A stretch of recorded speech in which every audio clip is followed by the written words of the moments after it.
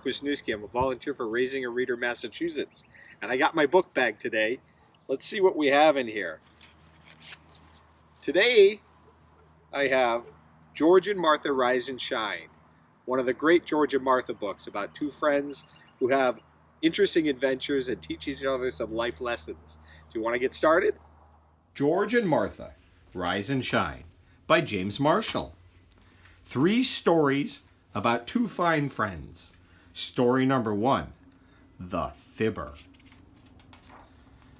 One day, George wanted to impress Martha. "I used to be a champion jumper," he said. Martha raised an eyebrow. "And," said George, "I used to be a wicked pirate." Said Martha. George tried harder. "Once I was even a famous snake charmer." "Oh, goody," said Martha. Do you think that George was a wicked pirate and a famous snake charmer? I don't think Martha believes him. Let's see. Martha went to the closet and got out Sam. "Here's a snake for you to charm!" "Eek!" cried George, and he jumped right out of his chair. And this is Sam. Does Sam look like a real snake? "It's only a toy stuffed snake," said Martha. "I'm surprised a famous snake charmer's such a scaredy cat." "I told some fibs," said George. "For shame," said Martha.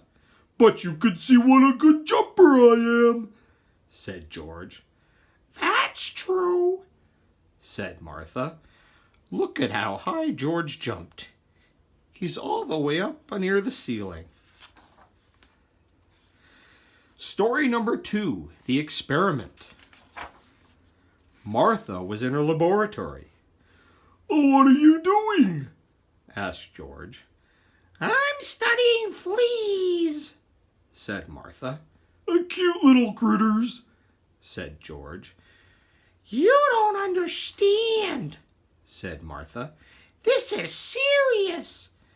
This is science." And Martha's here using a microscope to see the very, very small fleas. The next day, George noticed that Martha was scratching a lot. She looked uncomfortable. Why do you think Martha's scratching? What could it be? George bought Martha some special soap. After her shower, Martha felt much better. "I think I'll stop studying fleas," said Martha. "Good idea," said George. "I think I'll study bees instead," said Martha. "Oh, dear," said George. Do you see any problems happening from Martha studying fleas or bees? Story number 3, The Picnic. One Saturday morning, George wanted to sleep late. "I love sleeping late," said George.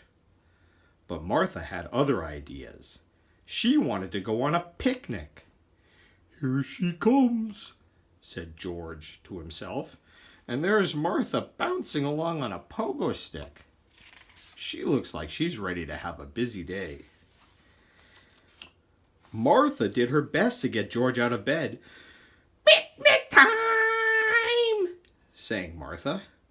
But George didn't budge. Martha played a tune on her saxophone. George put little balls of cotton in his ears and pulled up the covers. Even this loud saxophone doesn't seem to be enough to get George going. Wow. How's she going to get him to go with her? Martha tickled George's toes. "Stop it," said George. "Picnic time!" sang Martha. "But I'm not going on a picnic," said George.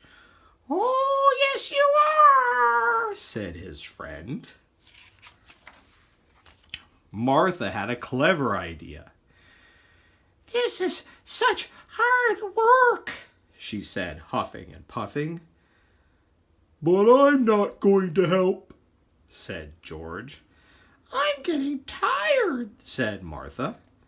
Look at how she got him to get outside. She put roller skates on the bed. That's rather clever. George had fun on the picnic. I'm so glad we came, said George. But Martha wasn't listening. She had fallen asleep. There she is. She got all tired out.